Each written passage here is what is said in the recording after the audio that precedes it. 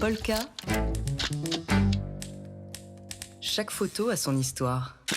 Et on revient sur Terre avec Dimitri Beck de Polka Magazine qui chaque semaine commente l'actualité du monde en photo. La semaine dernière, Dimitri, nous avions parlé de la projection à Cannes d'un film sur Gaza et aujourd'hui vous revenez sur le drame humanitaire en cours à Gaza.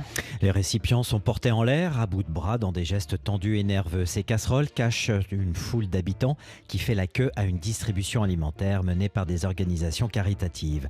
Toutes les casseroles sont encore vides, sauf une qui vient de recevoir sa ration de pâtes au centre de l'image. Celui qui la porte, un gamin, un adolescent à peine, a le visage crispé. Parce que parmi ces civils, il y a de nombreux enfants, des garçons comme des filles.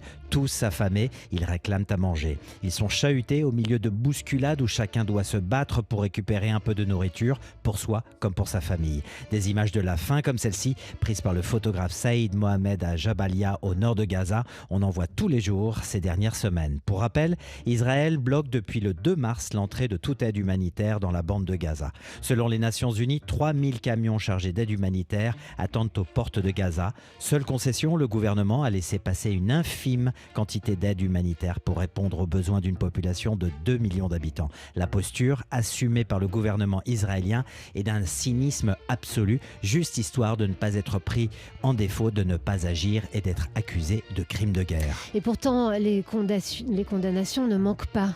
Le Conseil de l'Europe dénonce une famine délibérée dans la bande de Gaza. Et pour sa part, le ministre des Affaires étrangères français, Jean-Noël Barrot, parle lui d'une situation insoutenable parce que la violence aveugle et le blocage de l'aide humanitaire par le gouvernement israélien ont fait de Gaza un mouroir, pour ne pas dire un cimetière. Et il semble que les jours prochains s'annoncent encore plus sombres. Lundi, le Premier ministre israélien Benjamin Netanyahou a affirmé sa ferme intention de prendre le contrôle de tout le territoire de la bande de Gaza. Chronique d'une invasion annoncée donc, mais sous le regard de quelle caméra ? On vous en a déjà parlé à ce micro, les reporters palestiniens sont la cible de l'armée israélienne, une armée qui, faut-il le rappeler, interdit toujours à la presse étrangère l'accès à l'enclave palestinienne. Gaza n'en a pas fini de souffrir ni de mourir. Dimitri Beck avec une chronique à réécouter sur le site de Polka Magazine. Polka. Chaque photo a son histoire. À 8